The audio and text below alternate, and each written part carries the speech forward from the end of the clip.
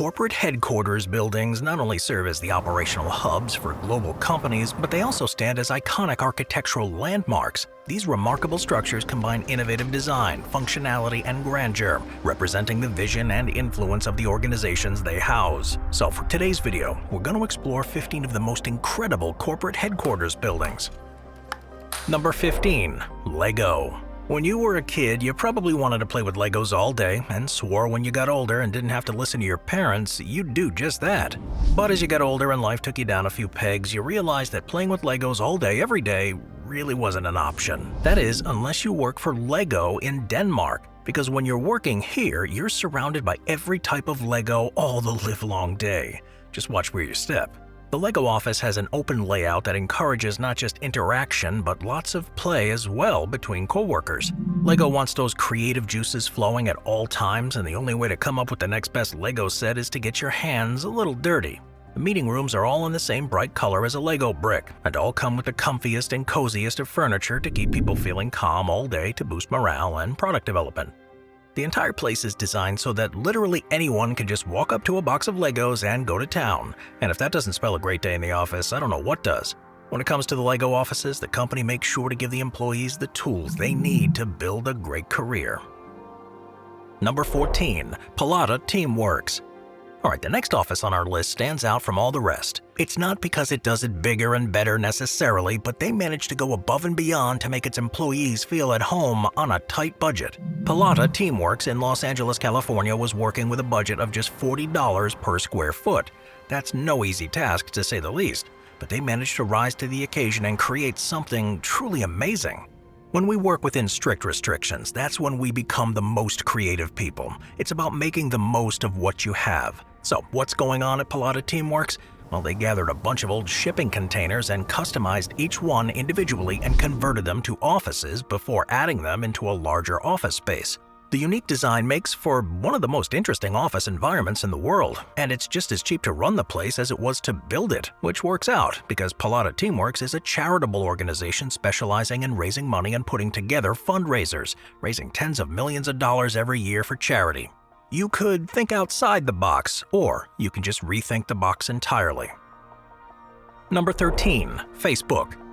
When Facebook took the world by storm in the mid-2000s, it changed culture forever, so it should make sense that one of the largest, most influential companies in the world has one of the largest and most influential offices. Tucked away 35 miles south of San Francisco, Palo Alto is the base camp for many of Silicon Valley's biggest technocrats. Launched in February of 2004, the company grew organically across a variety of different locations in Palo Alto. Little offices developing here and there with their own identity and community, a patchwork structure that neatly mirrors the platform itself. The upshot of this was a multi-headed hydra of a company with 700 employees in 10 different offices across the city. In search of a focal point, Facebook decided to move these disparate elements into one central office. Despite its millions of dollars, the company resisted the temptation to go corporate. But as the company continued its exponential growth, Mark Zuckerberg and his famous hoodie opted to join the ranks of Silicon Valley's bigwigs, opening an office in Menlo Park. The inmates were truly running the asylum here and built one of the most fun places to work. Facebook's headquarters in Menlo Park sits on the edge of San Francisco Bay on a sprawling campus that feels more like a town than an office. MPK, as insiders call it, covers more than 250 acres and contains more than 30 buildings. Facebook hired consultants who helped design Disneyland to build out the campus's Main Street, which looks like a fusion of Palo Alto and the nearby town where Facebook was founded, and downtown Disney. Though there are no amusement park rides here, the winding Central Road is lined with Phil's Coffee, a barber shop, and plenty of good eats. Even world-renowned architect and designer Frank Gehry designed two connected buildings on Facebook's campus, MPK 2.0 and 2.1. Unlike some of Gehry's sculptural metallic creations, these open-plan buildings aim to integrate the surrounding ecosystem, with big windows and a chain of tree-filled town squares. There's even a 12.6-acre rooftop park where employees can look down to spot the wild foxes running around on the campus. Number 12. BMW. This awesome company HQ is really firing on all cylinders. The BMW headquarters in Munich, Germany is a classic high-rise building located in the Ems-Riesenfeld. The building has served as the global corporate headquarters of German automaker BMW since 1973, and it's been a dominant force in the skyline ever since. Not only is it the HQ of one of the most popular cars in the world, the building itself was declared a protected historic building in 1999, and it's often cited as one of the most notable examples of modern architecture in Munich. Needless to say, it's not going to go anywhere anytime soon. The BMW Tower was built just in time for the 1972 Summer Olympics, and the inauguration followed in 1973. The 331-foot-tall building is located next to the Olympia Park and BMW's main factory. And then there's the obvious shape. Because BMW can't quite construct a skyscraper in the shape of a car, they made something a bit more pragmatic. The tower's exterior is supposed to mimic the shape of 4 cylinders of a car engine, with the museum building representing a cylinder head. Both buildings were designed by the Austrian architect Karl Schwanze. Each cylinder is divided horizontally in its center by a mold in the facade. Now, most notably though, the building's cylinders don't stand on the ground. Instead, they're suspended on a central support tower. During construction, individual floors were assembled on the ground and then elevated. The tower had a diameter of just over 171 feet and has 22 occupied floors, 2 of which are basements and 18 of which serve as office space. Number 11. DTAC HQ. The mobile phone company DTAC once had its offices all throughout the city of Bangkok across 6 buildings. One day they said no more and combined their forces to create one of the largest offices in the history of Thailand, taking up about 650,000 square feet. Why did they do this? Well, it's one thing to have happy customers, but it's another thing to have happy employees. You can't have one without the other. The merger enhanced cooperation, communication, and creativity. DTAC has adopted the play and learn style of work, so they created an inspiring and aesthetically pleasing space across their 22 floors. So what could they possibly have that we haven't seen already? Well, how about a stunning circular library amphitheater and an entire floor where there is zero work to be found? I'm talking about an indoor soccer pitch, table tennis, a running track, and indoor spaces for performances and concerts. The powers that be at DTAC even created spaces like the conversation pit, the freedom meeting, and the picnic table, and of course, the dining room. And don't forget about the open terrace on the roof that overlooks the Bangkok skyline. It may all sound a bit silly, but you know what's really silly? Wearing a tie and sitting in a gray cubicle for 8 hours a day. That is silly. Number 10. Hearst Tower. New Yorkers know all about Hearst Tower. The skyscraper at 300 West 57th Street is a big part of the Big Apple, and it makes for one of the most incredible corporate HQs ever. While it may not be as cool, fun, young, or hip as something like Facebook, it certainly offers plenty of opulence for everyone who steps inside. Headquarters of the media conglomerate Hearst Communications, it features 860,000 square feet of LEED Platinum certified Class A Midtown Manhattan office space across 46 stories. The building also incorporates a separately parceled, privately owned retail condominium with office portions fully occupied by Hearst. It is a pretty big deal. Standing high in the wealthy area of Columbus Circle, Hearst Tower was the first skyscraper in New York City to earn a LEED Gold certification for its sustainable features, which include a special glazing to minimize heat gain, energy-efficient heating and cooling systems, and a rainwater harvesting mechanism. Because of that, the operating costs at the tower are 25% lower for tenants than the average office building. Other on-site perks include the Hearst staff cafeteria and auditorium, a 9,000 square foot fitness facility, and a wellness center, meeting and dining rooms on the 44th floor, sweeping views of the city skyline, and if you look straight down, Central Park. Despite being one of Manhattan's more modern marvels, the building has quite a history. As the name would suggest, the base of the Hearst Tower was originally built back in 1928 by William Randolph Hearst. The International Magazine Building, as it was called, was meant to be the base for a taller tower to house the Hearst media empire. But if you know the US, then it should come as no surprise that construction came to a swift halt with the onset of the Great Depression. In 2006, Sir Norman Foster of Foster & Partners completed the project at 300 West 57th Street, and the Hearst Tower rose 600 feet above the original landmark 6-story base. It was the architect's first design for a high-rise in New York City, the city's first green office skyscraper, and the first tower to break ground after 9/11. The Hearst Tower has been highly praised, both for its innovative design and its groundbreaking sustainable features, and its state-of-the-art amenities. In a city full of unique landmarks, the Hearst Tower still manages to stand above the rest. Number 9. Chorus Key. Too many people sit in gray, drab, stale offices with fluorescent lighting illuminating their cubicles.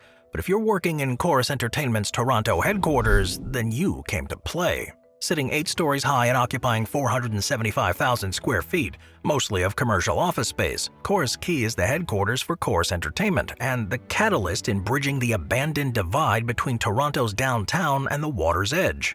Designed by internationally acclaimed Diamond and Schmidt architects, the building's exterior reflects restraint, minimalism, and simplicity in order to showcase the activities within and outside the building.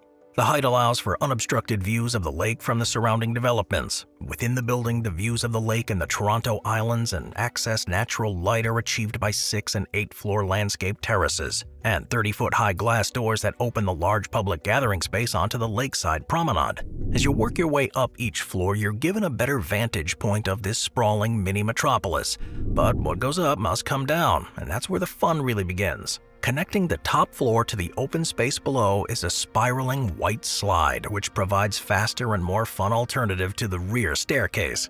It is a great way to take the edge off after a long day. Glass is the dominant material throughout, brightening up the space with plenty of natural Canadian light, while the ground floor's interior walls are made from wood reclaimed from a sunken 1910 ferry dock. Each of Corus Quay's 8 floors houses various brands, with the 6th floor being used by boring human resources and stiff executives. But even the lowest paid workers can look down on the CEOs from the outdoor terrace on the 8th floor. Number 8. The Googleplex. The Googleplex, not just a 10 to the power of a Google, but where the Google employees spend 40-plus hours a week toiling away at one of the biggest companies in the world. Google is allegedly one of the best places to work, and not just because they feed their staff 3 gourmet meals a day using ingredients freshly grown from the on-site gardens. They offer massages and yoga classes and have plenty of cafes and a stunning sculpture garden. This really doesn't sound like an office at all. You can ride your bike to the volleyball court, or if you've never learned, then you can just get picked up by a valet where you can pass all of the Android statues scattered about on the campus. Found in Mountain View, California, Googleplex is also an incredibly popular tourist destination. There are even nap pods for when you're all tuckered out after a hard day of Googling stuff or because you were working out at one of the many fitness centers. Everyone loves to leave work when the day is over, but this is one office that may be a little too hard to stay away from. Number 7. Banoff Data Center. Sweden's Banoff Data Center officially opened on September 11, 2008, and the company continues to use the facility today. Instead of opting for fun foosball tables and ballistic ball pits, the Banoff Data Center looks like a Bond villain's secret underground lair. The building is concealed in a mountain and is secured by a 15-inch thick door and can only be reached by an entrance tunnel. Due to all these features, the data center can even withstand an atomic blast. This data center is also a co-location center, and in 2010, WikiLeaks used its co-location services to store its servers. It is an important place and much more than just an office. So how did the designers pull off such an epic office? Well, the Swedish data center exists in a former nuclear shelter about 100 feet underground. The company has preserved the place's Cold War moniker, Pionen White Mountains, as well as many of its accoutrements. The sign near the entrance reads, "These doors should be locked at DEFCON 1. Just imagine being greeted by those words on your first day of work. This extraordinary facility came to life thanks to a distinct design idea, thoughtful use of technology, and a strong aspiration to construct something exceptional. And while this office dug into a mountain may sound austere, the staff have added plenty of touches to make it as inviting as possible. For a pleasant work atmosphere, the facility has simulated daylight, conservatories, man-made waterfalls, and a massive 2,600-gallon saltwater fish tank. Excess heat created by the servers is recycled into the local district heating network, making this facility one of the most environmentally friendly data centers on the globe. The mountain walls inside are covered with lush plants to keep the air nice and fresh. There's also the massive insulated circular glass-walled room that floats above the ground, serving as a conference room which looks like the members of Spectre gather to create world-ending plans. Number 6. Microsoft's Redmond campus.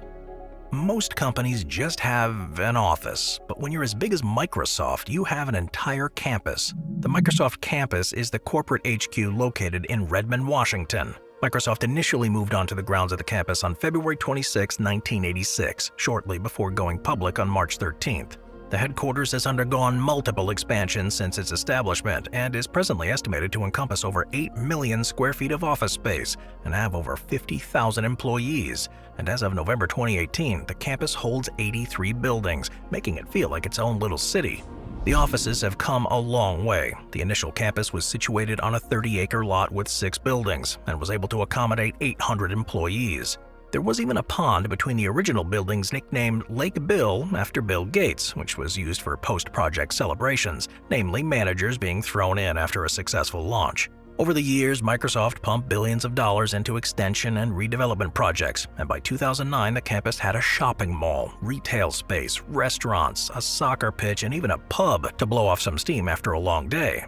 By 2017, hiking trails were made, a cricket pitch was laid down, and the American treehouse builder Peter Nelson was brought in to do what he does best, build treehouses. The Microsoft Redmond campus is crazy, and in 2023 plans were underway to create a set of 875 wells to harness geothermal energy to provide heating and cooling to buildings on the campus through 220 miles of pipeline that comprise a geo-exchange system.